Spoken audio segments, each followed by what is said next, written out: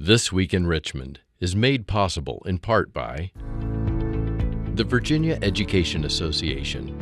An investment in teachers today will pay dividends tomorrow. Dignity Memorial. The Dignity Network provides professional and compassionate funeral, memorial, cremation, and cemetery services throughout the Commonwealth of Virginia. Virginia Hospital and Healthcare Association for jobs, the economy, and public health, committed to advancing health and economic opportunity for all Virginians. Virginia Tourism Corporation, promoting why Virginia is for lovers, lovers of wine and craft beers, the outdoors, beaches, history, music, and more. Fall in love with Virginia at virginia.org. Additional support provided by these sponsors.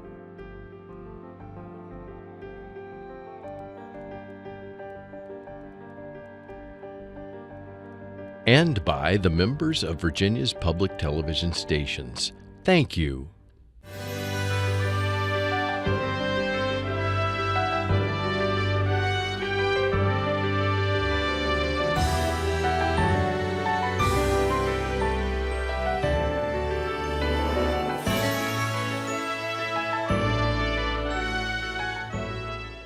Welcome to This Week in Richmond, and a very special welcome to two members of the House of Delegates who share portions of Prince William County, among other things that you share. Delegate Roem, class of 2018, John Bell, class of 2016, a veteran now after 2 years under your belt, and also a veteran, one who has served a long career in the Air Force.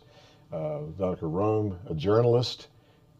Delighted to have both of you on the show. I'd like for you to talk about why did you run, and why did you run a second time in such a competitive race, and what are you trying to accomplish this particular session? So, John, you've got 2 years more seniority, so we will start with you. You ran in 16, and then, like I say, had a very competitive race in 18. So, long career in public service. Why would you want to be in the General Assembly? Well, the common, I think, verbiage is you either serve because you want to be somebody or you want to do something. And I'm in the camp of I want to do something. And I believe that you have to have something strong that drives you. And certainly campaign years are like dog years. They're long and hard. Yes. And it's very trying. But I wanted to accomplish many things that we haven't accomplished. And that's really what drove me to run and to run again, because I believe very strongly in those things. For instance, Medicaid expansion receives a lot of attention. Making sure that our so many working families have insurance is very important to me, and also making sure the viability of our hospitals, because we can't have our rural areas go without hospitals because they aren't financially viable. So many different things drove me. And drove me to run again, and it sure is a lot more fun down here with Danica and so many friends here. It was a little lonely with 34, 49. It's a lot better.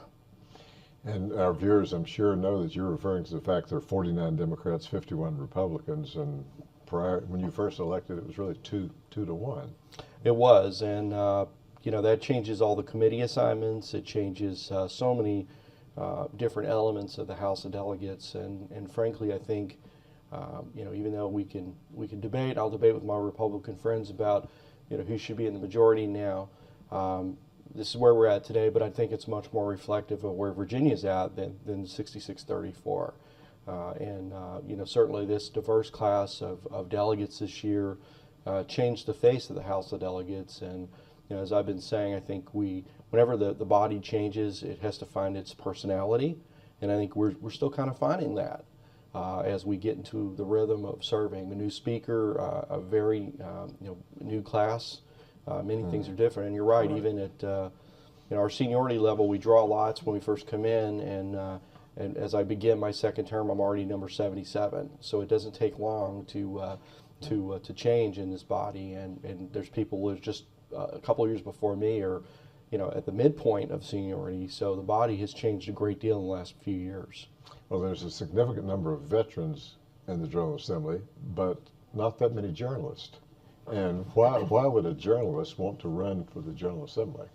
A journalist would want to run for the General Assembly after covering John Bell's 2009 race so well in Yes. my same district when he ran to actually Oh, represent you me. actually did cover him. I interviewed him in That's 2009 nice. and thought That's John nice. was just such a great example following his footsteps. Or I just really wanted to fix Route 28. I mean, like, just to keep it as honest with you as possible, Route 28's been backed up in my community for 3 decades, and I was tired of inaction. I was tired of rhetoric without any results, and that goes not just at the state level, local level too. Nothing was changing over in Yorkshire and Centerville, and I decided to make this my number one priority. And the reason for that was I know it's like being in 6th grade 20 some odd years ago, waiting at school until 6:30, 7 o'clock at night, waiting for my mom to come pick me up because she was battling it out on 28 for 2 hours. Here we are 20 some odd years later, and nothing has changed between Yorkshire and Centerville. So I decided to, go run and go, like John was talking about, go solve a problem instead of just running to be someone. If I wanted to just run to be someone, if I wanted to just have a name, I could do anything else. But the people of your district send you here to get stuff done. And even if, the majority kills your legislation, you can still find other avenues to get stuff done so that you can deliver on your constituent service. No, I'm not surprised that you mentioned Route 28, because during the campaign, those of us here in the greater Richmond area, people around the state, whenever it would appear that others would want to bring up other issues pertaining to your campaign, your answer seemed to be Route 28, Route 28, to do something about that. Yeah, and I filed a bill to, my resolution, House Joint Resolution 68 was intended to take care of that. And, even though that went down a party line vote, and that's been one thing that's been very common this year, is a lot of party line votes, even on, constituent service issues, which kind of makes you scratch your head. But I will tell you that, I can still work with Shannon Valentine. She's a great Secretary of Transportation. I can still work with Nick Donahue, and we can still find an administrative way to, start tackling some of our problems here. Going back to John, there's some issues. You mentioned some. Your committee assignments changed. So what are the issues beyond Medicaid expansion and all of it that you're really working on this session? Well, there's been a great deal of them, and if you look at my legislative portfolio, it's kind of very well rounded. I have quite a few bills that I've carried for the counties. I quickly went from one of the most junior people to one of the most senior people, so that kind of added a number of county issues that they asked me to carry both from Loudoun and Prince William. So, and I'm happy to say we made good progress, and already had 3 pass the House and several up today. So it's been a good year. We've got definitely some issues we're still debating on now. Metro funding is one of them. I think we're not at the final solution, but we've made great progress. Another one is the Dominion, the rate freeze bill, which was going to quickly come to a vote. And it's progressed a great deal from where it started. I don't think that the cake is fully baked yet, but it's moving in the right direction. So there are a number of very important items up for us this year, and of course we can't forget the budget. Because we do 2-year budgets in Virginia on even years, and this is a budget year, and obviously all these issues, including Medicaid, as I mentioned earlier, are very important to that budget. And I'm very thrilled to be on appropriations, and very thankful for that appointment, and it gets me right in the area where, frankly, most of my career I've worked at. You having mentioned the budget, we should let our viewers know that we're having this conversation prior to the budget coming out. By the time they're seeing this, then they will have received some information about at least about the House's budget, the Senate's budget, as it moves on toward reconciling those into one budget that would be sent to the governor. Other issues, I can't help but notice the ERA yes button, and I'm so sure that's an issue, but that or other issues that you'd be working on, whether or not they're your own legislation? Well, so the issues I decided to champion this year included open government. I had 2 bills dealing with FOIA that I put in, along with a shield law to protect reporters from going to jail for protecting their sources. I did a lot of constituent service bills as well, including a bill to make sure that health insurers have to actually cover, mind-controlled prosthetics for amputees. That is very close to me for someone I've known for a long time who lives in my district, and a bill to just request, not even require, just request school boards train all, or offer training, I should say, so training documents or actual in-person training for all full-time and part-time employees to recognize the signs of suicidal ideation among students. I put in a bill to make sure that kids can actually receive 2 square meals a day, 2 hot meals a day when they're at school, and they won't be shamed for it just because of the fact that their parents might have a school lunch debt that they're struggling to pay off. And by putting in my Route 28 bill, by putting in my bill to find a cost-effective way to extend the VRE by conducting a commuter rail efficiency study where we examine best practices out of Switzerland, Japan, and some North American cities to figure out how we can bring down rail cost here.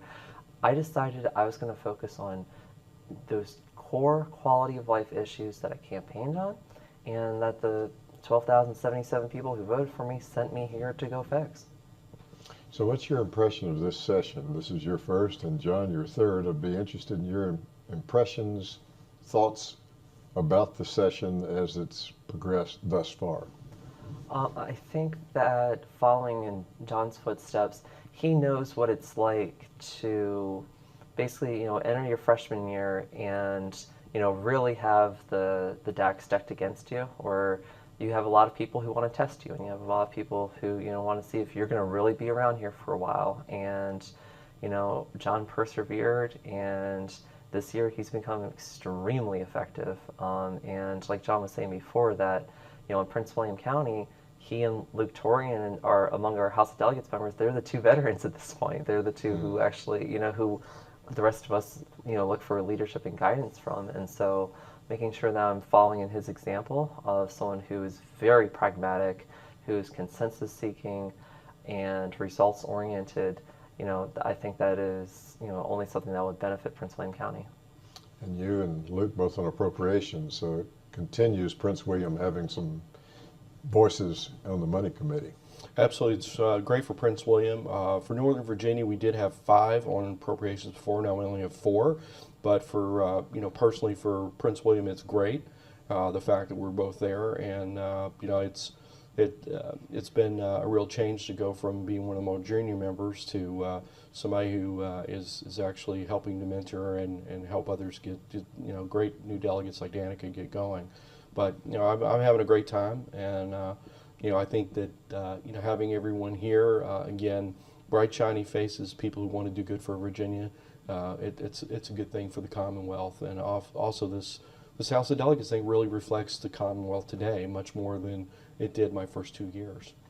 John Bell, Delegate Roem, thank you both for being on This Week in Richmond. We look forward to having a conversation again as the year progresses. Thank you. Absolutely, thank you.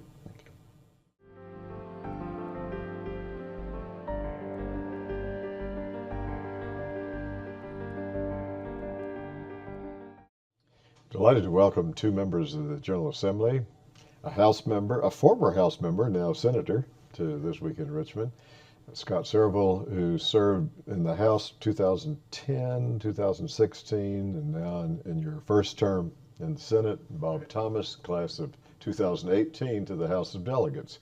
Really delighted that you're here, a Marine, a business person, an attorney. Quite a few attorneys in the General Assembly, and a significant number of veterans also serve in the General Assembly. Scott, why don't we start with you, with your more seniority than the delegate, and tell the viewers, if you would, why did you run, and why do you keep on running? Why is this something that you evidently enjoy doing? Yeah, no, I do enjoy it. It's a lot of fun, and I kind of fell into it. I mean, I was kind of involved politically, but my incumbent, Chris Amundsen, in the House of Delegates announced she was pulling out of a race right in the middle of the race, and they needed a candidate really quick. And I sort of saw serving the legislature as an extension of what I do in my law practice. I came out of law school and sort of chose to represent real people, individuals, people, businesses, stuff like that, and helping them solve their problems. And I feel like serving the legislature, you get to do the same thing, but instead of one client at a time. 80 or 200,000 people at a time. And to me, it's very much like the litigation process. You got a process to get a bill through. You have to persuade people throughout the process, and there's a lot of places you can get tripped up. And to me, it's a good way to serve the community, give back some, and again help my constituents, and in some cases the entire state solve, I think, complex problems, which to me is very interesting. And Bob, what interested you in running for office? I know the seat became vacant when Speaker Howell indicated he was not going to be seeking re-election, but why did you decide to get into that race? Sure. Similar to Scott, I kind of fell into politics. Back in 2009, I was a small business owner. I'd been out of the Marine Corps for quite a while, and was minding my own business, and the newspaper asked me to give an interview, and the radio came, and so I gave a radio interview about the presidential campaign that was going on that year and small business policies. And there was a nice gentleman that was doing the interview with me, and as I left, he said, "Hey, we'd like to get you more involved. My name is Bill." And I would find out, months later that it was Speaker Howell. Oh, Right.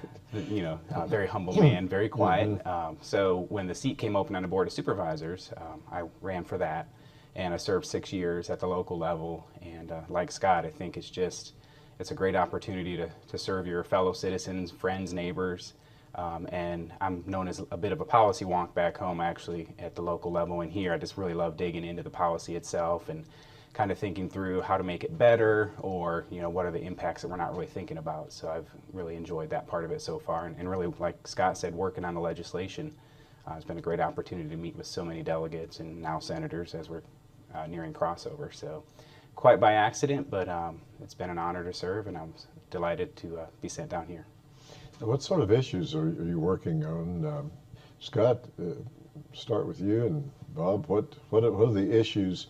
And we'll tell our viewers that they're seeing this. We're talking right before crossover. They're seeing the show after that.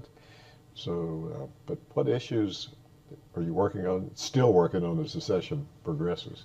Right. Well, there's the big issues that we're all working on. Things like the budget is about to come to head in the next couple days, I think. I'm hopeful we'll get Medicaid expansion as part of that.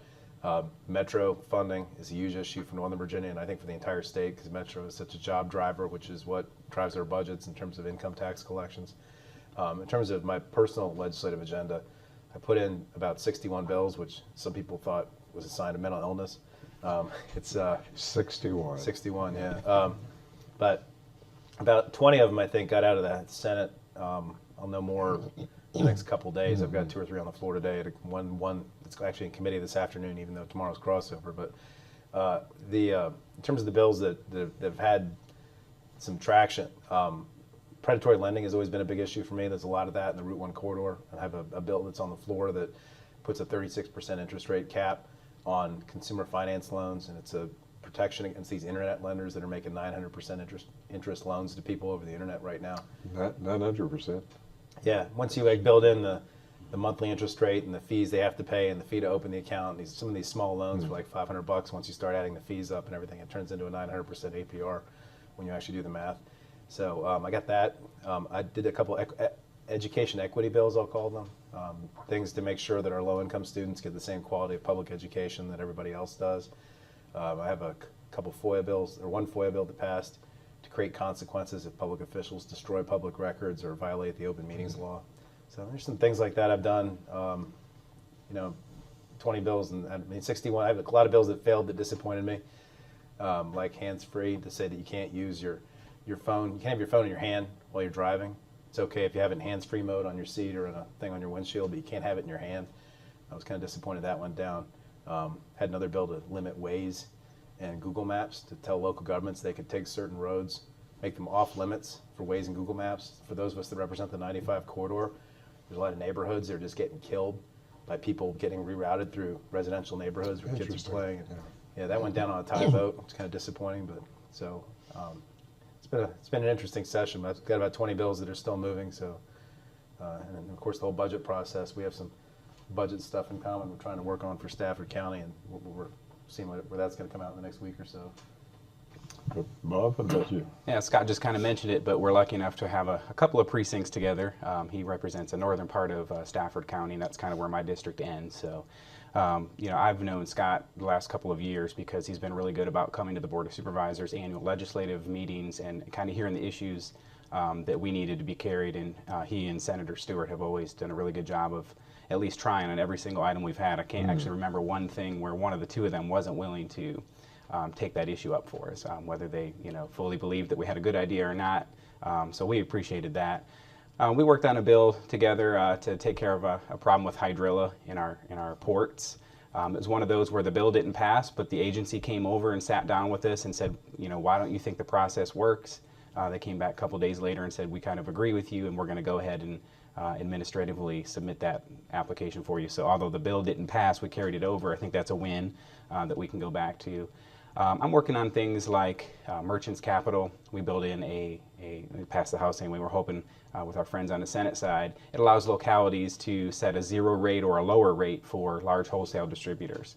So counties that don't have the BPOL tax, like Stafford County, we're at a disadvantage because we do have the Merchants Capital. So this will allow us to attract some of those larger companies and compete with the counties around us that do have BPOL. I had a bill in to increase some of the speed limits from 55 to 60 on a couple of the nice four-lane divided highways we have. And actually the biggest bill towards the end there was a drone bill, which I was told as a freshman, don't go near the drone issue because it's a big deal. Been there, done that. Yeah, exactly. But having served at the local level, I have a great relationship with my sheriff's department, and they came to me with an idea and said, if we could take a drone up and document a traffic accident, we really could clear the traffic much quicker. So we worked with the Virginia State Police and VDOT, and they brought in some data and said that right now the average time to clear an interstate accident is actually 4 hours and 2 minutes.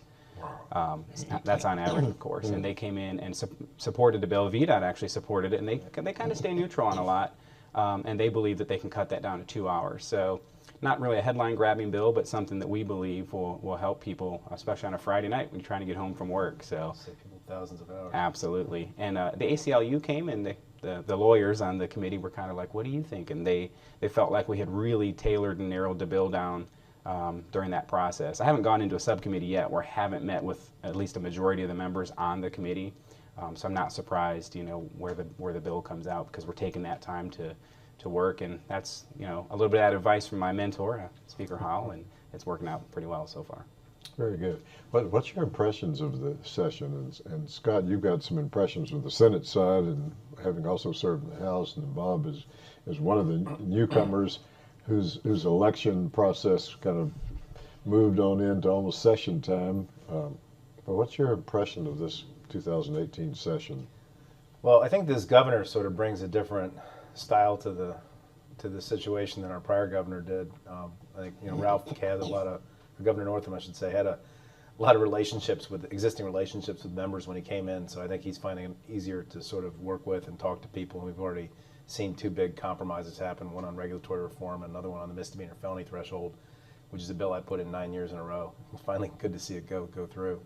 But so that tone, I think, or that the sense that at least our leadership and the Republican leadership and the governor are able to talk to each other is different.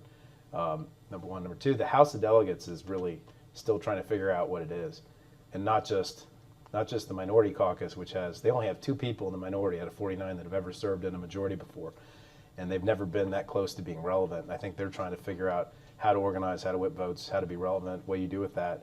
And then you got the Republicans, who are now down to 51, where you could have one single member in their entire caucus say, I'm not voting for the budget, and the budget's dead if the Democrats stick together. And the speaker can't really punish them, because that person can say, okay, fine, take me off a committee, kill all my bills, I'm going to vote for a Democratic speaker. So the majority's leverage is very different, and I think both caucuses are, especially given how late the session came into view in terms of numbers, they're still trying to sort of figure out how to run things. So that's been different. Bob, for you? No, I don't have much to compare it to, because I wasn't here when there was 60-some Republicans and a lot more, flexibility and freedom. 68 at one point. Yeah. But I will say that I've been very, very impressed by the openness of the caucus and how they're really discussing a lot of the issues, and I think we've been pretty united so far. And during orientation, Leader Toscano came in, and at the time, Cox, now Speaker, came in, and they told us as freshmen that 90% of what we do around here is really bipartisan. It's everyday issues that we get worked on, and I found that to be true. It's just a couple of issues on the fringe, and I've really enjoyed all my colleagues in the freshman class, watching them kind of succeed, and as they get to do their second reading, I've been trying to snap photos of them. So it's been really nice to see the whole freshman class start to get bills passed. Well, I want to thank both of you for being on this week in Richmond and for the working together you have, not just for parts of Stafford, but working together. So thank you very much. Thank you. Thanks for having us.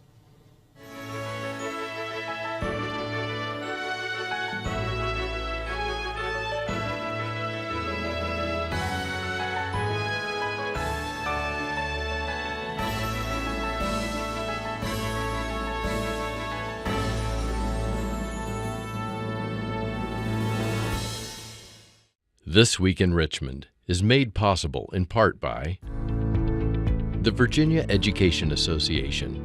An investment in teachers today will pay dividends tomorrow. Dignity Memorial. The Dignity Network provides professional and compassionate funeral, memorial, cremation, and cemetery services throughout the Commonwealth of Virginia. Virginia Hospital and Healthcare Association for jobs, the economy, and public health. Virginia Tourism Corporation, promoting why Virginia is for lovers, lovers of wine and craft beers, the outdoors, beaches, history, music, and more. Fall in love with Virginia at virginia.org. Additional support provided by these sponsors.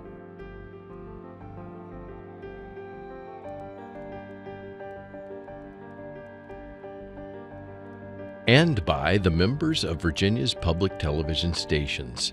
Thank you.